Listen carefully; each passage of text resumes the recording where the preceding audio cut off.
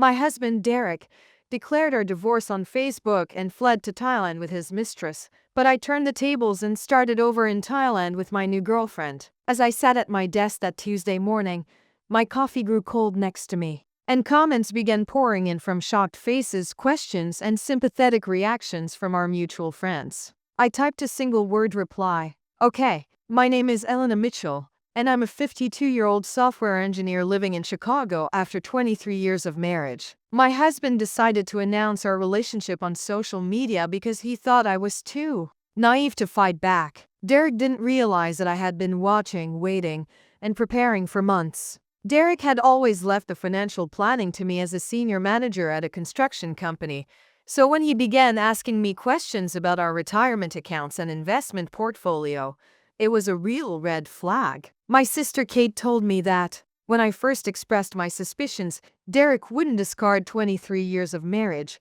but I knew better. The same instincts that helped me debug complex computer systems were telling me that something was seriously wrong in my marriage, so I started recording everything: every late-night credit card charge, every password to our joint accounts, and every suspicious credit card charge. I made a folder on my work computer called System Backup 2023, in case Derek Everth's Facebook post was his last act of arrogance, but it contained a detailed record of his increasingly suspicious behavior. Looking at his smiling profile picture, which I had taken during our anniversary dinner just 6 months prior, made me feel strangely calm, while he thought he was making a grand exit. He had no idea that I had spent the previous 3 months consulting with Diana, the best divorce attorney in Chicago, and that I had already transferred the majority of our joint assets into accounts under my control, documented his pattern of financial manipulation, and obtained copies of all our important documents.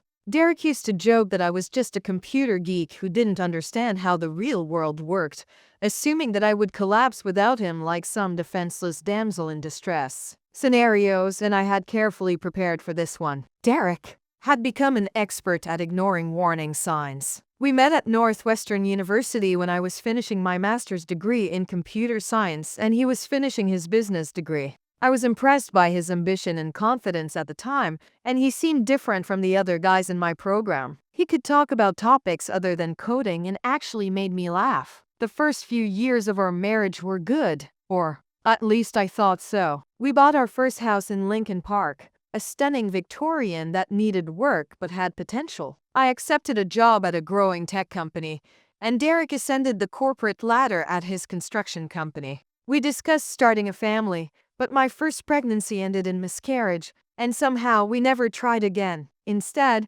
we devoted ourselves to our careers. When my career took off and I was promoted to lead engineer, Derek dismissed it as his play with computers. When my salary surpassed his, he began making snide remarks about how lucky I was to be a woman in tech, but I kept making excuses for him because I thought that's what a good wife did. My wake-up call came last March. At a dinner party, Derek was boasting about a new project his company had landed, and someone asked about the software they were using to manage it. Before I could respond, Derek interrupted, saying, "Elena doesn't understand these things. She just does basic programming." I felt my face burn as our friends shifted uneasily in their seats, knowing that I had designed similar systems for large corporations, but Derek couldn't bear to acknowledge my expertise that night after everyone had left. "You need to protect yourself," she insisted over coffee one morning, "because Derek isn't just having an affair. He's planning something." She worked in banking and had seen too many women left financially devastated by divorces they didn't see coming,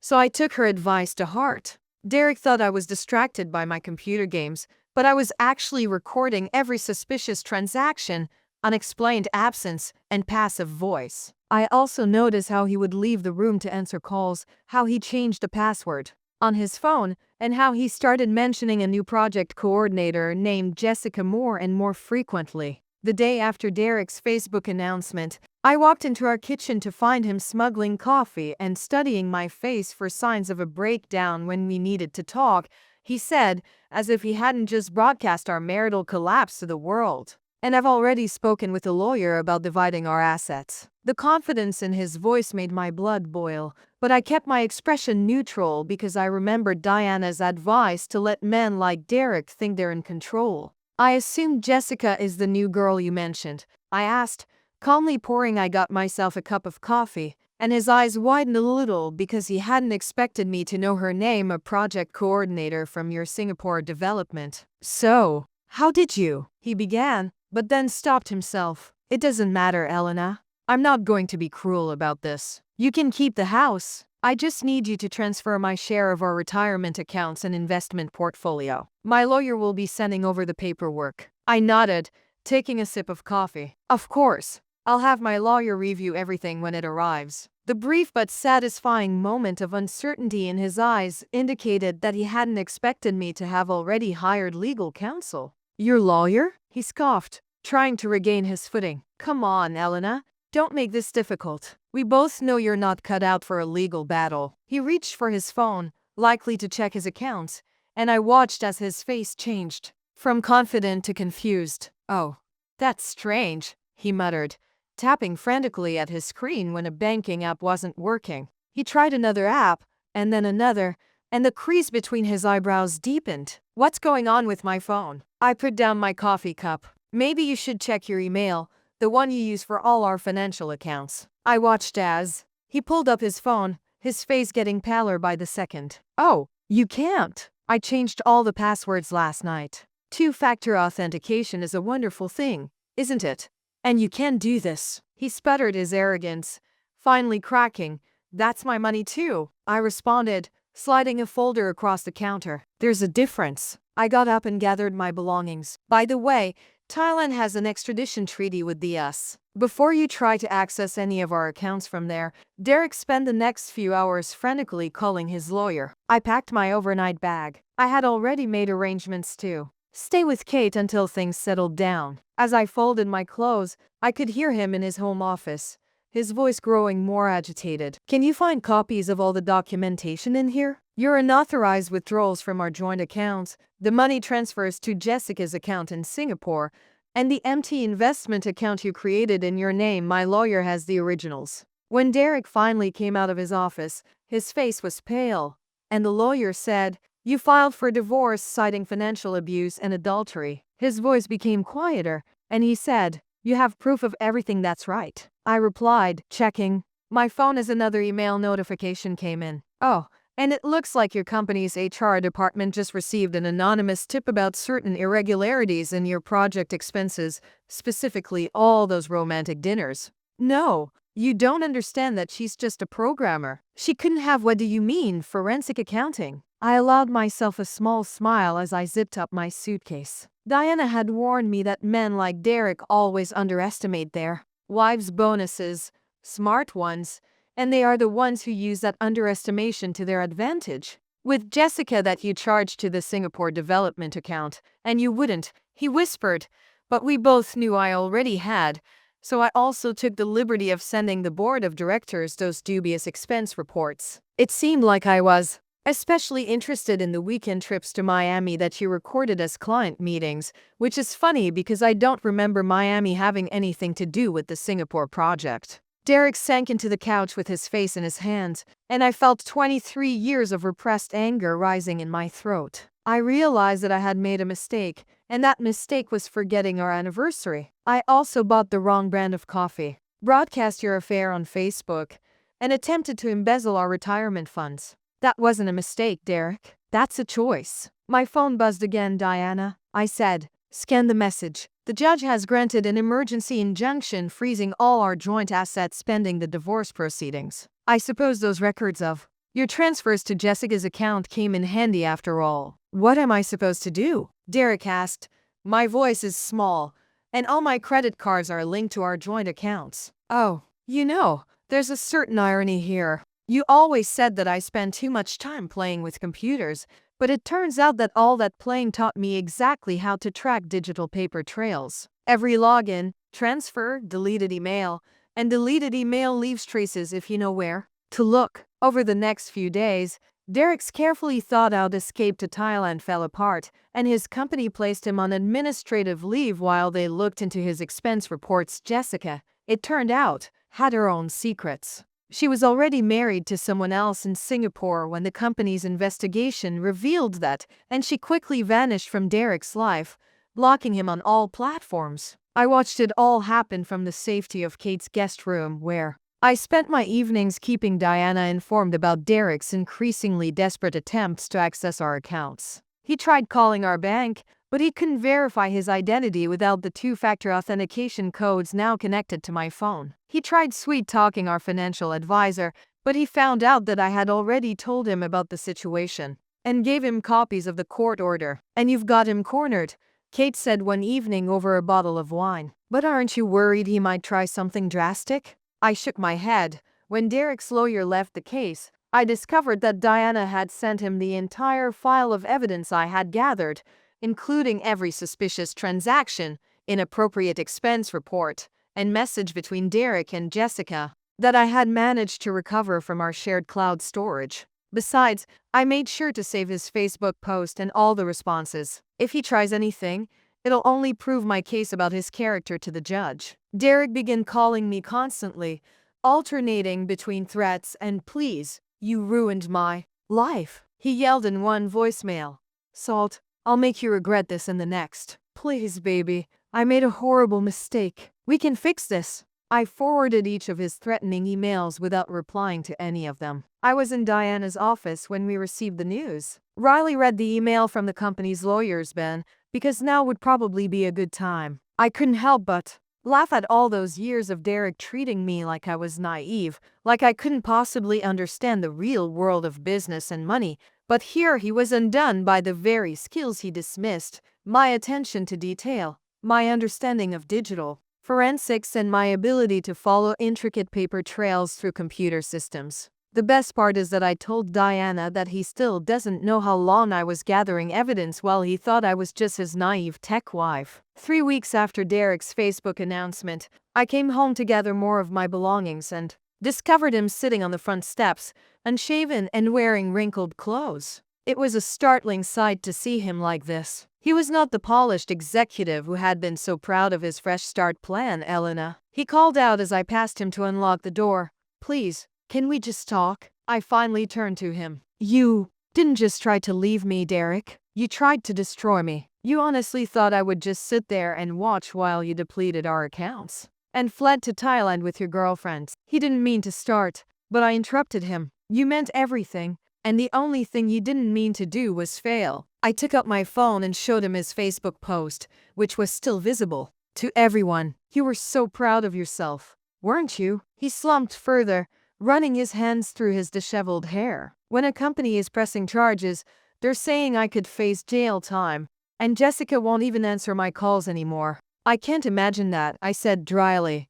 And a woman who'd help a married man steal from his wife and company turned out to be untrustworthy. I'm shocked and have nothing left, he whispered, but my credit cards were maxed out, and no one would hire me. I asked my hand on the doorknob.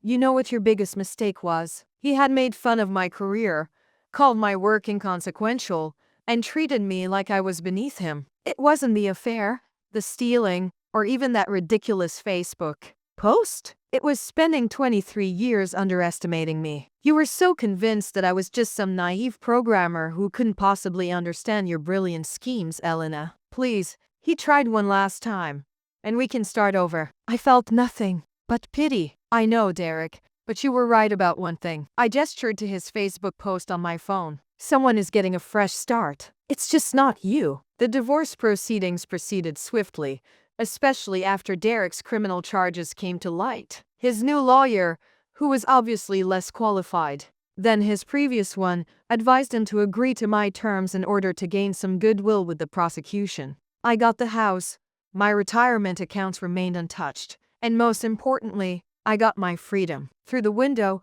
I could see him slowly walking away, shoulders slumping, and finally realizing how completely his plan had backfired. Life settled into a new rhythm after Derek's departure. I moved back into our house, which is now legally mine, and focused on healing. Kate stayed with me during the first week, helping me rearrange furniture and repaint walls and erase the remnants of my previous life with Derek out of me privately. Offering support and sharing their own stories of betrayal and recovery, Sarah, my coworker at work, persuaded me to join her women's support group.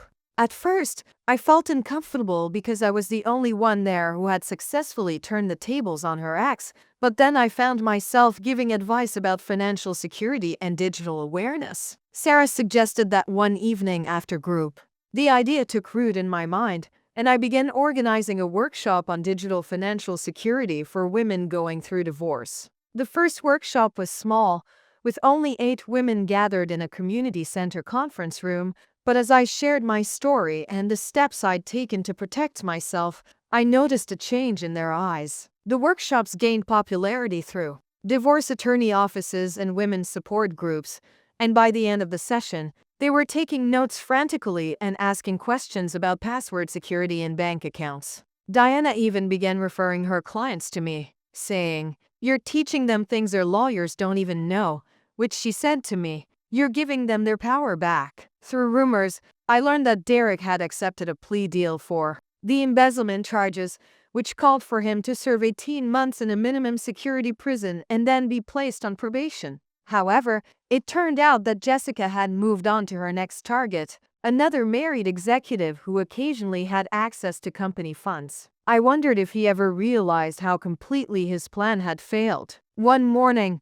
roughly 6 months after Derek's Facebook post, I was checking and I was ready to give up and accept whatever he offered, but you helped me find my strength. I read her words over and over again, tears welling up in my eyes. All those years of Derek dismissing my skills and treating me like I was somehow less than him had led me to this moment where I could help other women protect themselves. There was a certain poetry to it that even my tech-oriented mind could appreciate. As my workshops gained momentum, I found myself facing a decision I never expected.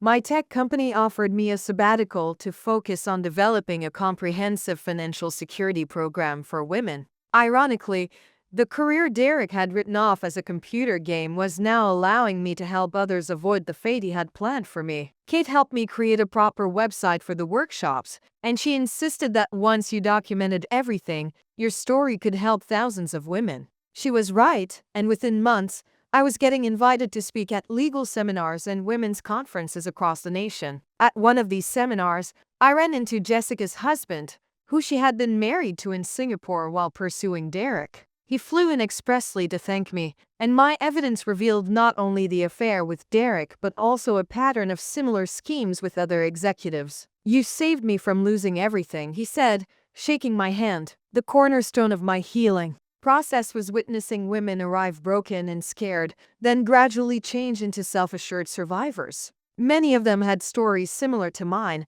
where their husbands had underestimated them, believing they were too weak or naive to fight back. One evening, as I was leaving a workshop, I received a notification on my phone that Derek had finally deleted his Facebook post about Thailand. His profile had been quiet since he started his prison sentence, but that post had remained up all this time, a digital monument to his arrogance. It felt like the end of a chapter. To celebrate, I treated myself to dinner at the same restaurant where Derek and I had our last anniversary meal, but this time, instead of sitting across from a man who was secretly plotting to betray me, I sat alone with my laptop, finishing the manuscript for my book and digital breadcrumbs, a woman's. Diane wrote the foreword for the book Guide to Financial Self-Defense. Tenna's story isn't just about revenge, she wrote. It's about reclaiming your power and using it to lift others up. She was right. Every workshop, speaking engagement,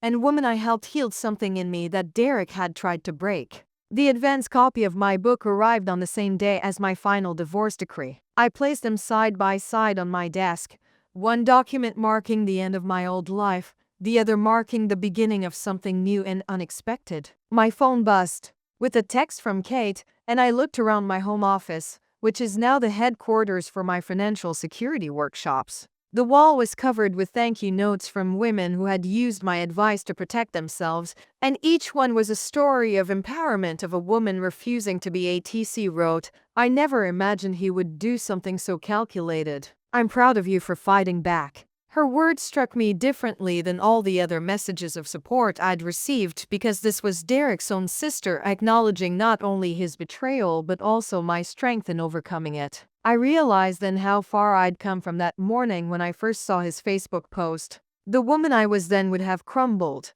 possibly even pleading with him to stay, believing his lies about her being naive and defenseless. However, that woman was gone, transformed by the very crisis that was meant to destroy her. Last week, while organizing my home office, I came across an old photo of Derek and me from our wedding day. I barely recognized the naive woman in the white dress smiling up at a man she thought would protect her. I tucked the photo away in a box marked past and turned back to my computer, where another thank you email awaited. This time, the workshops and speaking engagements weren't just about helping other women anymore. They had become my mission. Every time I helped another woman protect herself, I felt more of my old wounds healing. Derek believed he was writing the end of my story with that Facebook post, but he was actually writing its beginning. My new book comes out next month, and Diana tells me it's already creating buzz in legal circles. I'm booked solid with speaking engagements through the end of the year, teaching women how to protect themselves in an increasingly digital world. The very skills Derek belittled have become my strength and my legacy.